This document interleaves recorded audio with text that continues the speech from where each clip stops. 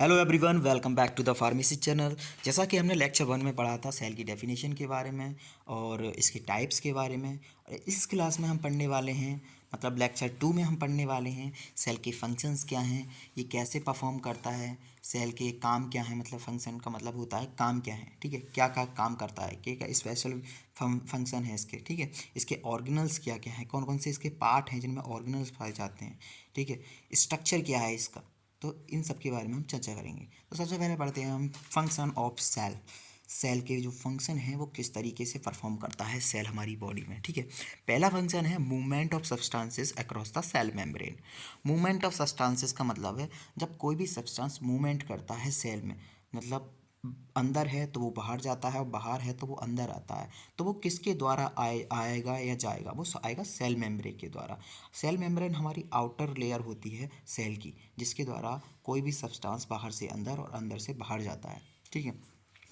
मतलब कि अगर कोई भी सब्सटेंस है, कोई भी सब्सटेंस जो हमारे सेल को, हमारी बॉडी को टॉक्सिसिटी कॉज कर सकता है, तो उसके लिए सेल मेम्ब्रेन परमिशन नहीं देगा, उसको अंदर आने नहीं देगा। ऐसे ही सब्सटेंसेस को अंदर आने देता है जो कि उन्हें अच्छा लगता है, मतलब सेल को बचाए रखते हैं, उनको प्रोटेक्ट करते हैं, उनको कवर करते हैं, उनको लाभदायक है जो सेल के लिए। ऐसे ही सब्सटेंस अंदर आ सकते हैं, बाकी कोई नहीं आता। अगला है cell division to make new cells. Cell division एक प्रोसेस होता है जिसके माध्यम से नए सेल बनाए जाते हैं, ठीक है। Cell division to make new cells, नए सेल बनते हैं और पुराने सेल की डेथ हो जाती है, ठीक है।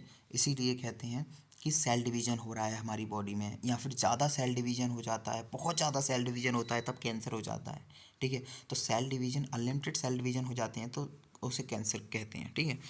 अगला है सेल डिवीजन हमारी बॉडी में एक ऑर्गेनल होता है सेल में, उसके माध्यम से होता है। जो ऑर्गेनल है उसका नाम है सेंट्रोसोम, ठीक है। अगला है प्रोटीन सिंथेसाइज, प्रोटीन का बनना, राइबोसोम का बनना सेल डिवीजन सेल से ही होता है। जो राइबोसोम होता है हमारी बॉडी में, उसका काम होता है प्रोटीन प्रोटीन को बनाना, मतलब कि प्रोटीन सिंथेसाइज करना। एक होता है फैगोसाइटोसिस, ठीक है। फैगोसाइटोसिस जो होता है वो प्रोटेक्शन के लिए होता है, ठीक है। फैगोसाइटोसिस प्रोटेक्शन के लिए होता है कि एक कोई स्पेसिफिक सेल दूसरे सेल को रिप्लेस कर देता है, ठीक है, प्रोटेक्ट करने के लिए। अगला है secretion of enzymes and hormones. Hormones और एंजाइम का सीक्रेशन होता है, बहुत आसान है, ठीक है। तो ये चारों पांचों जितने भी हैं बहुत आसान हैं। Cell movement of substance across the cell membrane, cell division to make new cells, protein synthesise, phagocytosis for protection, और सीक्रेशन ऑफ एंजाइम्स और हार्मोन्स, हार्मोन्स और एंजाइम्स का सीक्रेशन, ठीक है। अगला टॉपिक है व्हाट इज ऑर्गेनल्स। ऑर्गेनल्स आखिर होते क्या हैं। ऑर्गेनल पढ़ने के लिए हम पहले ऑर्गेनल्स के बारे में जानेंगे कि आखिर ऑर्गेनल्स होते क्या हैं। A cell organelle is a tiny cellular structure. जो सेल ऑर्गेनल होता है वो एक टिनी सेलुलर स्ट्रक्चर होता है, मतलब सेल का जो है एक टिनी स्ट्रक्चर होता है, बहुत छोटा पतला स्ट्रक्चर होता है, ठीक है। उसे कहते हैं टिनी structure. A cell organelle is a tiny cellular structure that performs specific functions within a cell, जो कि सेल के साथ में एक स्पेसिफिक फंक्शन परफॉर्म करता है। You can think of cell organelles as a cell's internal organs. आप सोच सकते हो, आप कह सकते हो सेल ऑर्गेनल्स को जैसे कि सेल का आंतरिक ऑर्गन है, मतलब अंदर का जो, जैसे हमारे अंदर ऑर्गन होते हैं, जैसे लीवर है, हार्ट है, उसी तरह के सेल के ऑर्गन हैं ये, ठीक है। जो भी ऑर्गन है, जैसे for example the nucleus, nucleus is the cell's brain. इसने कहा है कि सेल के जो अंदर न्यूक्लियस पाया जाता है वो सेल का ब्रेन है, and mitochondria are cell's heart, और माइटोकॉन्ड्रिया सेल का हार्ट है। क्यों है, क्यों नहीं है, इसको हम डिटेल में चर्चा करेंगे। न्यूक्लियस इसलिए ब्रेन है क्योंकि न्यूक्लियस पूरे बॉडी को कंट्रोल करता है, और माइटोकॉन्ड्रिया हार्ट इसलिए कहते हैं क्योंकि माइटोकॉन्ड्रिया हमारी पूरी सेल को एनर्जी प्रोवाइड करता है, ठीक है। Cell organelles are often enclosed by their own membranes. Cell organelles जो हैं वो एनक्लोज्ड करते हैं किसके द्वारा, एनक्लोज होते हैं किसके द्वारा, उनकी खुद की मेम्ब्रेन्स के जरिए एनक्लोज्ड होते हैं, ठीक है। अगला है which divide the cell into many small compartments for different biochemical reactions. which divide the cell, cell divide होता है बहुत सारी छोटी छोटी कंपार्टमेंट्स में, ठीक है, बहुत सारे छोटे छोटे कंपार्टमेंट्स में, किसके लिए, different biochemical reactions, different biochemical reactions के दो डिफरेंट बायोकेमिकल रिएक्शंस के द्वारा ये जो है हमारी बॉडी में डिवाइड हो जाता है। ओके, तो आपको ये समझ में आ गया होगा कि व्हाट इज़ द सेल। तो हम दोबारा इसको कवर कर लेते हैं। व्हाट इज़ द सेल, आपसे अगर पूछ लेते हैं कि व्हाट इज़ सेल ऑर्गेनल, अगर ऑर्गेनल के बारे में पूछ रहा है तो ये चीज़ आपको बता देनी है कि a cell organelle is a true cellular structure, tiny cellular structure that perform specific functions within a cell. You can think of cell organelles as a cell's internal organ. आप सेल ऑर्गेनल को एक sales internal organ की तरह देख सकते हैं। For example the nucleus is the cell's brain and mitochondria are the cell's heart. ठीक है, cell organelle are often enclosed by their own membrane, और खुद की मेम्ब्रेन से क्लोज्ड होते हैं। ठीक है, विच डिवाइड द, और ये बहुत सारी छोटे छोटे कंपार्टमेंट में डिवाइड होता है डिफरेंट बायोकेमिकल रिएक्शंस के लिए। ठीक है, आपको मैं सही बता रहा हूँ, आपको समझ में आ जाएगा। आप पहली बार पढ़ रहे हो तो आप एक दो बार वीडियो और देख लेना, आपको सब समझ में आ जाएगा, कोई दिक्कत वाली बात नहीं है। ओके, तो हम इसी के साथ वीडियो को आगे बढ़ाते हैं। सेल जो होता है वो डिवाइड होता है 3 पार्ट्स में।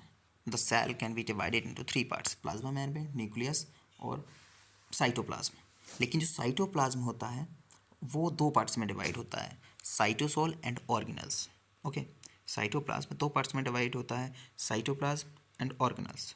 अब ये ऑर्गेनल्स जो है वो कौन कौन से हैं, mitochondria, ribosome, centrosome, endoplasmic reticulum, lysosome, Golgi body and Golgi apparatus, ये सब होते हैं। और भी ऑर्गेनल होते हैं जो कि प्लांट सेल में पाए जाते हैं, जैसे वैक्यूल्स, और इसमें भी वैक्यूल्स होते हैं जो पानी को स्टोर करके रखते हैं, और क्लोरोप्लास्ट, क्रोमोप्लास्ट, ये सब जो है उसमें पाए जाते हैं प्लांट सेल में।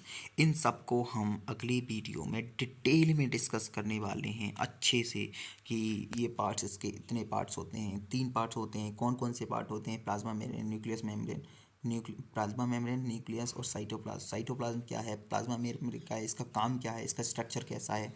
ठीक है, माइटोकॉन्ड्रिया का स्ट्रक्चर कैसा है, काम एनर्जी बनाना है तो स्ट्रक्चर क्या है इसका, किस तरीके से राइबोसोम परफॉर्म करता है, सेंट्रोसोम कैसे परफॉर्म करता है, एंडोप्लाज्मिक रेटिकुलम 2 पार्ट्स में डिवाइड हो जाता है, rough endoplasmic reticulum and smooth endoplasmic reticulum. ठीक है, तो इसकी काम क्या है, लाइसोसोम क्या है, इसके अंदर कौन सा एंजाइम है, ये सब को हम डिटेल में डिस्कस करने वाले हैं। ठीक है, अब आप लोगों को हम सेल के स्ट्रक्चर के बारे में बता देते हैं। सेल का स्ट्रक्चर क्या है।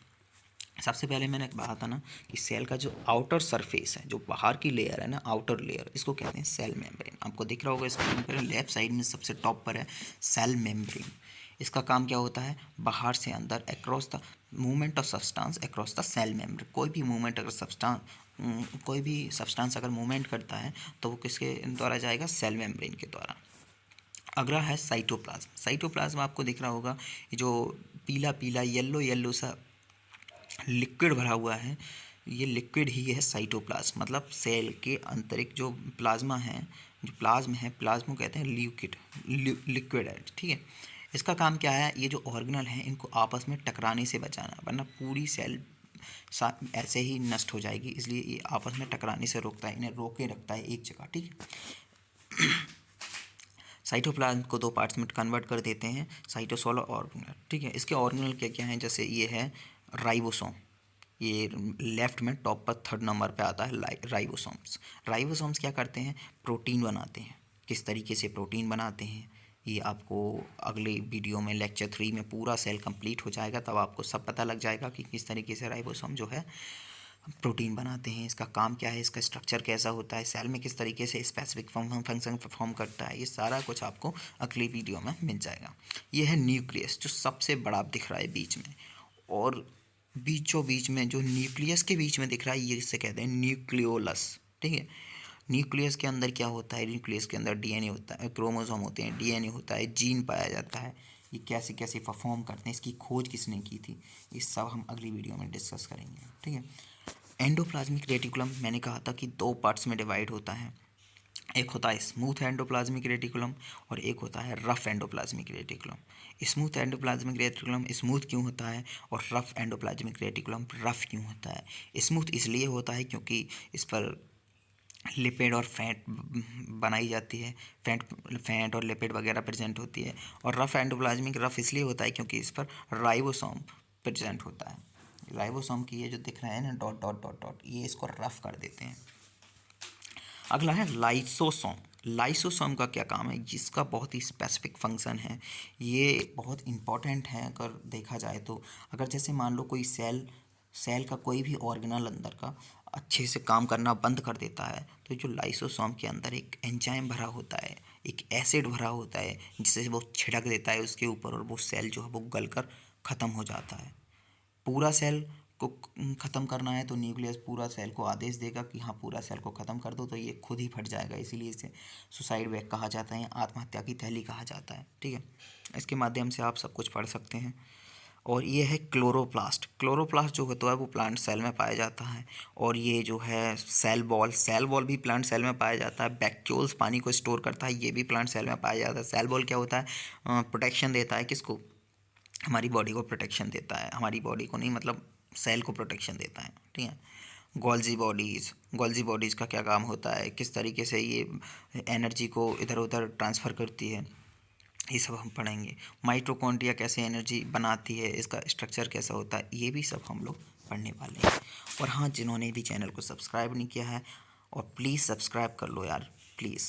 बहुत टाइम हो गया, एक भी सब्सक्राइब नहीं आया है, तो प्लीज़ मेहनत कर रहा हूँ यार आप सबके लिए।